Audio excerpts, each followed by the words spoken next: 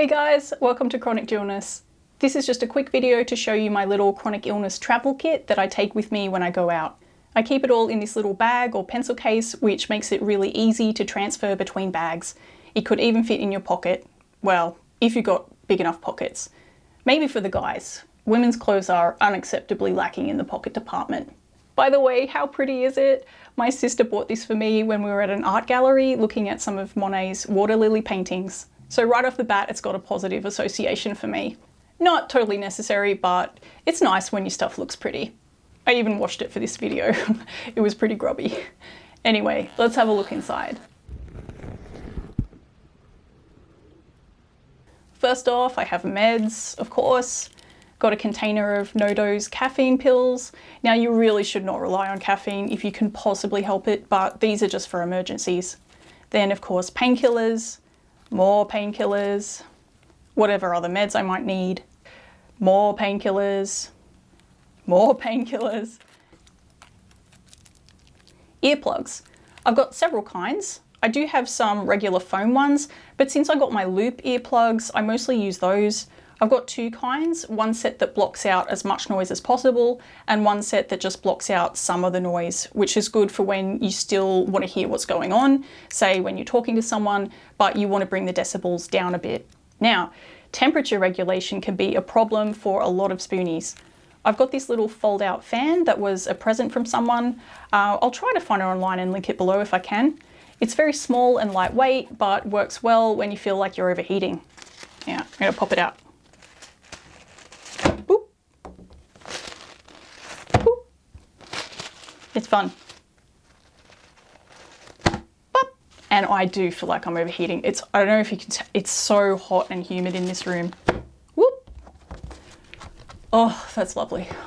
I've also got these little disposable heat packs since I tend to feel the cold. They're also good for putting on your aches and pains when you're out and about. They're nice and discreet. I'll link them below, but if you want to know more about how I use them, check out my video on heat packs and staying warm, which I've linked. Then I've got some snacks. Food is essential when I feel like my blood sugar is dropping or if I'm starting to crash. If that happens, I need to get some food into me as quickly as possible, especially some carbs. But I don't want to rely on just plain sugar, so I try to make it a healthier form of carbs, something that has a little protein, fiber, or healthy fat included. First, I've got these little packets of dried peas that I get from my local Asian grocer. They're tasty and they give me a bit of protein and fiber, more substantial than a lolly. I've also got some little sesame snaps. They've got sugar, obviously, but the sesame seeds add a bit of nutrition. Sometimes I'll put a muesli bar or protein bar in here too. I try to make it a healthier one, less processed, since some muesli bars are really just junk food. I used to sometimes keep a small packet of dark chocolate in here, but one hot day it melted and went everywhere, so now I stick to non-chocolate snacks. I've also got a little backup fidget toy in case I forget my regular one. As someone with ADHD, fidget toys are a must for me. I use them constantly and it stops me picking at my skin and helps to regulate me. This is a cute little edamame bean pod that my sister bought me.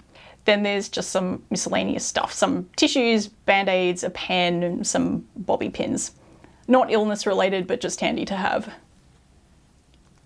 Well, that's all I've got for you today, just a quick one. If you have any suggestions for other things I could put in my kit, please let me know in the comments.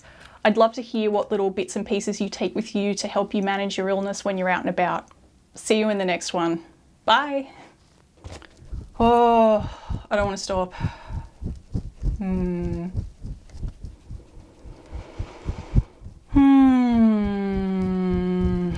gotta stop now. Put that away.